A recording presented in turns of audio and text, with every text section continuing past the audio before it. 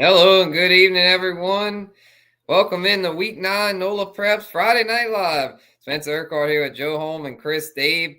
Happy Halloween, y'all. Halloween night here this Friday night. Joe, I see he's got his Pels gear on there, a little costume for us there. I tried to fit my cowboy hat on. Unfortunately, I couldn't get it on over these headphones, but we're here on Halloween night. So, yeah, how's it getting to kind of just oversee everything, Joe? I know you said you had your stringers covered tonight.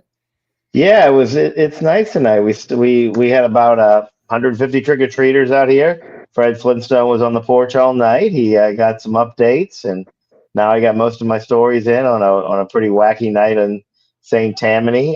So it was fun. It was nice. It was a festive atmosphere, and I'm sad I missed St. Paul's Mandeville because that was a good game. But Mike Eggenheimer was there, and we'll have all the details for you. Uh, Tonight. So yeah, fun night. I mean, I thought I'll kick it off with Mandeville St. Paul since that's a big one, right? St. Paul's locks up the district title due to Covington's falling on the road to Ponche, but that game was close the whole way through. Tight. It was 17-17 in the third quarter, and then St. Paul's able to pull away in the fourth with back-to-back touchdowns by Troy Willis and Adam Connell. Um, and St. Paul's does what they do. I think I wrote this in a column earlier this year. It's death, taxes, and St. Paul's winning district games. And that's what happened tonight. They found a way to win. They found a way to pull away. Mandeville hung tough. Fruclora was good, but St. Paul's was just a little better. So, I mean, congrats to the Wolves on getting a district title. And Coach Kenny Sayers, I hate that I said that because next week they've got the battle for the Little Brown Jug and they want to go undefeated. So, work still to be done, but they can rest easy that that crown's coming back to St. Paul's for a third straight year.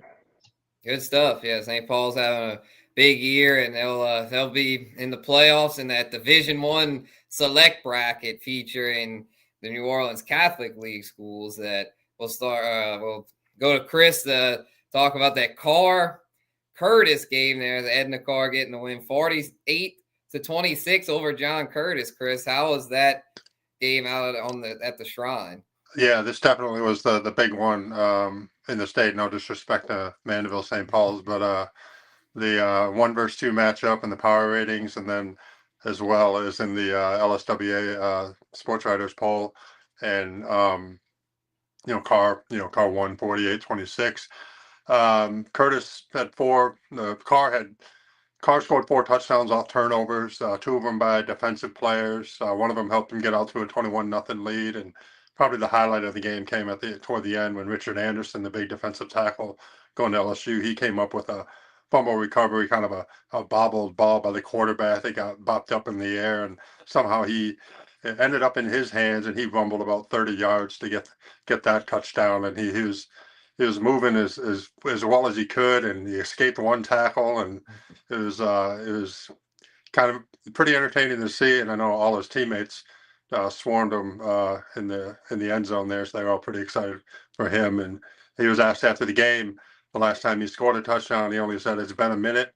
I don't know that he scored a touchdown in high school, so if he had one, it would have been sometime before then. But it was like I mentioned, Carr got out to that 21-0 lead. And credit Curtis, they got back into it. It was 21-13 at one point. They got a touchdown, then Jeffrey Curtis with an interception, and then Curtis went and scored another touchdown. But after that, they traded touchdowns a little bit, and Curtis couldn't get anything going in the second half. A couple more turnovers, and Carr just kind of kept adding to the lead a little bit. So, John Johnson and Trey Garrison combined for 5 touchdowns. Between them, Johnson with 2 touchdown passes and 1 run, and Garrison ran for a couple. And this was really a lot of rushing offense and solid defense, just as Carr's been doing all year. I think that's kind of the identity of what they are. They don't have that explosive, high-flying passing offense that they did last year, but they certainly can do a lot of damage in different ways on offense, a lot on the ground, and that defense is just at times impenetrable. And it'll be interesting to see how that, when they get into the playoffs, and I know they're going to make a deep run, and how some other teams maybe from around the state kind of match up with them. For sure.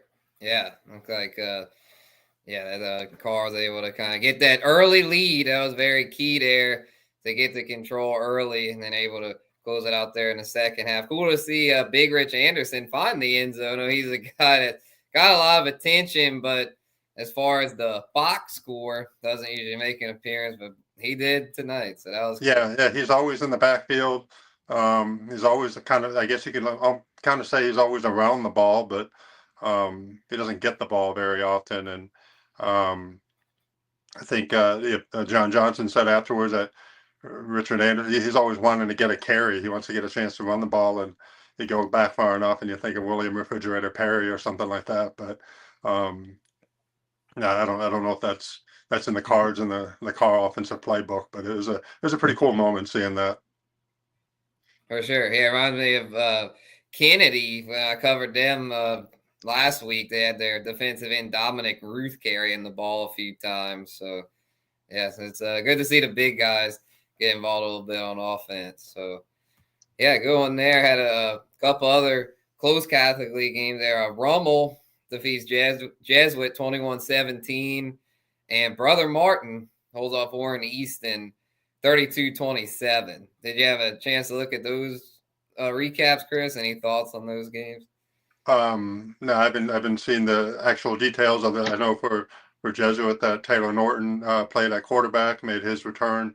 He had been missing most of the year with an injury, so it's nice to see him get back on the field. And I'm sure Jesuit will be looking for maybe they'll be playing Warren Easton next week, so a chance to maybe try to end the regular season on a high note there. But certainly two close games as you would expect among those four teams that all played each other. For sure.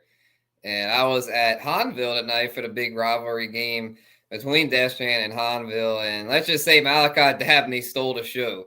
Destrehan's workhorse running back had 242 yards on 26 carries, which is impressive in itself. But the real impressive stat is that he had all 7 Destrehan touchdowns and a 49-28 Destrehan win there over their rival Hanville on the road at Hanville. Packed house as expected out there. Very loud Friday night football atmosphere. But yeah, Dabney just stole the show.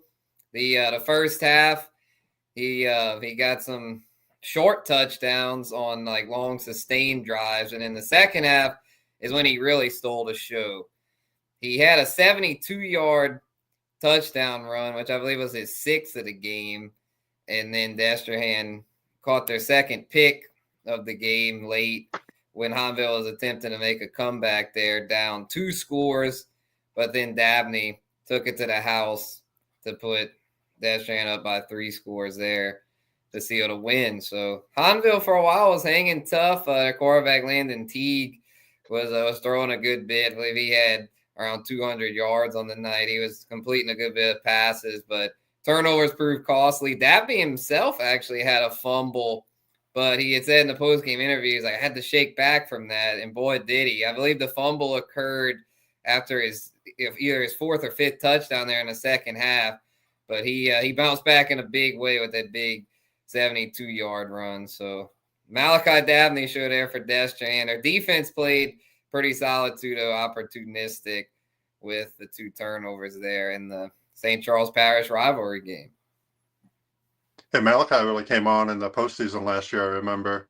I think it was an injury that kind of got him in the starting position last year as a sophomore, and it took a little bit into the season before he really got into the flow of things, and then had some big numbers in the playoffs. And it's interesting to see in the big games he gets big totals, rushing and touchdowns, and you can kind of tell. I think the coaches there they want to conserve him for just those games, the big games. You see the stats from some of the other matchups that are a little more lopsided. He might get in the end zone, but it might be once or twice if he does, and that's a small number for him, or he runs for 50 yards or something like that. So certainly he seems like a big game back that they're going to lean on starting in a couple of weeks, especially when the playoffs begin. Yes, indeed. And their passing game was pretty good. Jackson Fields completed a few long ones to Jabari Mack. I believe Jabari finished with either 3 or 4 receptions for 61 yards. Fields had around 100 yards. So they didn't need a whole lot from the passing attack, though. And you have Malachi Mack, of course, is a 4-star LSU recruit there. I mean, he made his impact, though. He had some carries, too. I believe he had around 20 rushing yards. So he did his thing, but Dabney he seems to just get it done each and every week there as a junior. So we'll see what Destrahan can do come the postseason. So I guess we can talk a little bit about last night's games. I was at Belle Chase Shaw. Chris, you were at Country Day Newman. Newman ended up beating Country Day pretty good there, 42-14. Belle Chase took down Shaw for the first time since 2019 with a 14-0 win, controlled the clock. Quarterback Amari Ambrose only attempted one pass, but had around 150 rushing yards and a touchdown there to seal it for Belle Chase. A huge win for them at home after going 0-2 to Shaw and St. Charles last year in that district. Belle Chase able to get a split against those two tough district opponents this year with the big win over Shaw. So, Chris, what are your thoughts on that? And then tell us about the Newman game, Newman's big win against Country Day. Yeah, with Belle Chase all year long, they start the season 7-0, and I don't remember what the point margin. I mean, they outscored their opponent. It was like 350 to 20 or something just ridiculous. And you can kind of look at that and say, well, who are they playing? Are they playing the toughest teams? And in some way, it doesn't matter. If they're that good, they're beating the teams by wide margins like they should. And I think it shows in the really competitive game they had last week against St. Charles, and then to shut out Shaw and to score and kind of play their style of football, which is run the ball like they do. The one pass attempt, that's not unusual for Belle Chase. So it's a real testament, and I think it validates their whole season to go out and beat Shaw like they did, and put them at number 4 in the power ratings in Division II non-select. I always have to pause to think about it, select or non-select.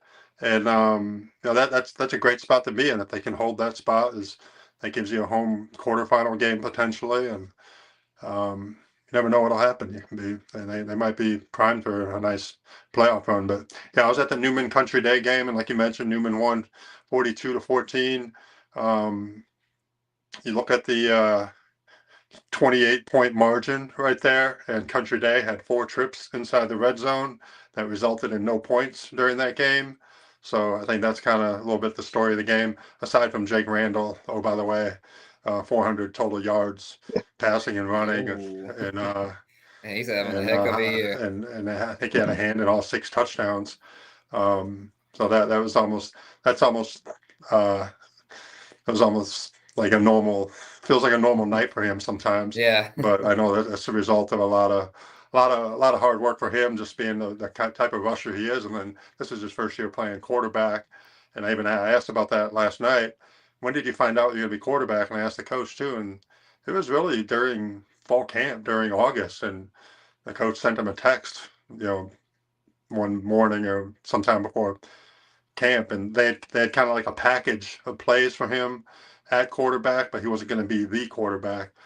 And Aaron Vice texted him and asked, "Are you have you ever played quarterback before?" And he said no. He's like, "Well, you're going to start today." So, that was kind of the start for that. But yeah, it was a real nice win for Newman, and I think Country Day, they can throw the ball all over the place. They can get a lot of yards. They can put up points, but certainly if you get in the red zone, you got to get in the end zone. And I guess from their standpoint, maybe they learned something from it. Maybe they're able to figure out how to get it in there once next week, then beyond into the playoffs.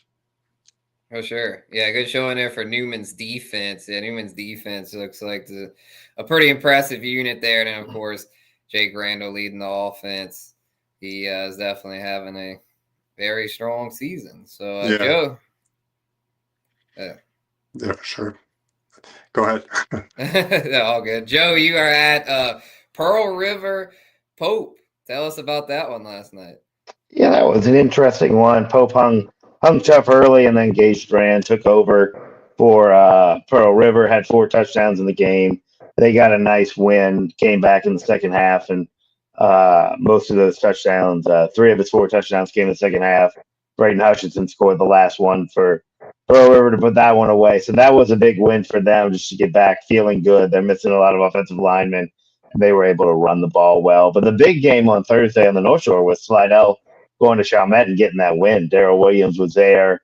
I think VSN streamed that game. I saw some highlights. I mean, that was just a back and forth war. And Slidell, without their starting quarterbacks, able to find a way to win. Quan Jones had the running back had the last touchdown for them in overtime, ran in the 2-point conversion. Then the defense gets the stop. I mean, that's a huge win for Slidell. And now all of a sudden in 7-5A, there are 4 teams at 2-1, and they all play each other next week. So that sets up for that week 10 that we always talk about as being super interesting. It's just, it's going to be a lights out football next week for 7-5A. Yes, indeed. Yeah. Speaking of week 10, we got some solid matchups there on the horizon. Rummel going against Carr, Jesuit Easton, St. Aug, John Curtis. So actually, before we get there, let's talk a little bit about tomorrow's games, Chris. Now you got St. Aug Holy Cross tomorrow, as well as Kennedy De La Salle that are likely to decide the District 10-8 title. What are you looking forward to tomorrow? Yeah, I'm looking forward to seeing that one. I know Kennedy's had a string of shutouts, if I'm not mistaken. They've been playing really well on defense. And in De La Salle, we've talked about them.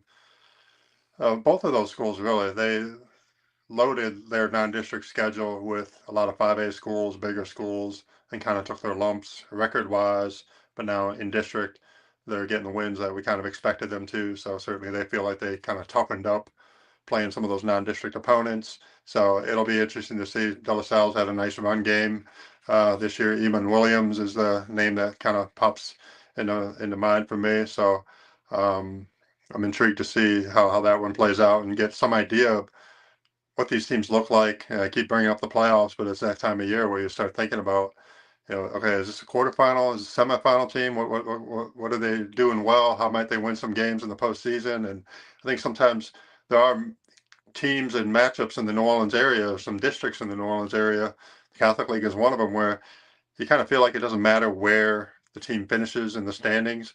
They're good enough to make some noise in the playoffs. And so I'd like to see with De La Salle and Kennedy tomorrow, among them who might be able to make that kind of run in Division II select for Kennedy or Division III select for De La Salle.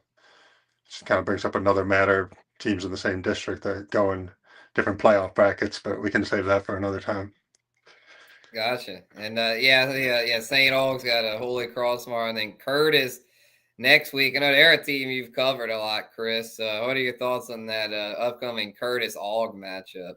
Yeah, I think that's the one before tonight. I was even kind of thinking that's the one that I was a little more interested in and trying to get in a barometer, like I just said, about where things kind of stand with these teams, because I don't think you don't go into any Carr game thinking they're going to lose, so it's not a surprise that Carr won against Curtis tonight. And I think there are some things that Curtis did that if you're a supporter of their team, you can feel good about that they kind of hung in there and whatnot. But these are two teams that have one loss in district play, and the only loss came against Carr, so it's kind of like the runner-up, chance for the second place finish in the district, which going into the season, the 3 of us would expect Carr to win their district, so it kind of becomes a race for second place, and that's what this game is. For sure. What are you looking forward to next week on the North Shore, Joe? Yeah, I mean, I think the 2 7-5A games on the North Shore next week, Chalmette, Salmon will be interesting. Slidell North Shore is always good in terms of just 2 teams that are always going to play a tight game. The winners of those games will be your co-district champions in 7-5A. And then there's the battle for Little Brown Jug. Covington's at St. Paul's. It's a big rivalry game. It's always a good game. I don't expect it to be any different this time around. And then I think a game that has some crossover for all of us is Hanville Lakeshore. It's a non-district game, but it's a game that means a lot in the power rankings on Thursday night.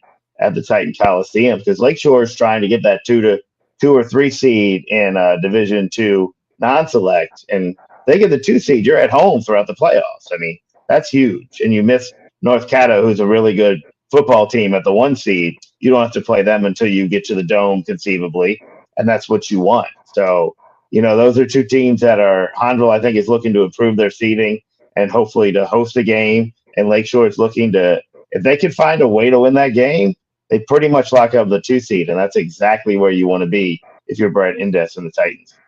For sure. Interesting that Lakeshore in the same playoff bracket as Bell Chase. Be interesting to see if they end up clashing in the playoffs there. One I'd like to mention for next week, Shaw St. Charles. St. Charles looking to win the outright district title there if they win. If Shaw wins, it could create a potential 3-way tie there for the district title between Shaw, St. Charles, and Bell Chase. So it'll be interesting to see how Shaw will respond after last night's game. Hank Tierney was not happy after that loss. He was saying we need to get better in all 3 phases if we want to have any chance against St. Charles. So we'll see how they respond. Bell Chase responded well after the loss to St. Charles. So we'll see how Shaw respond after the loss to Bell Chase. Yeah, and going into tonight, St. Charles is the number 1 seed in the playoff and the power ratings, and another one next week is South Plaquemine and Newman. South Plaque is a number 1 reigning state champ and number 1 in their power ratings in Division 4 non-select. So they'll be wanting to hang on to that spot, and of course that one will be for the district title as well between South Plaque and Newman. They played a real competitive game last year that Newman won. For sure. Yeah, it should be a good week 10, and we'll be on to the playoffs. So we'll be back here next week to recap it all. For Chris, Dave, and Joe Halm, this has been Spencer Urquhart on NOLA Preps Week 9 Friday Night Live. See y'all next week.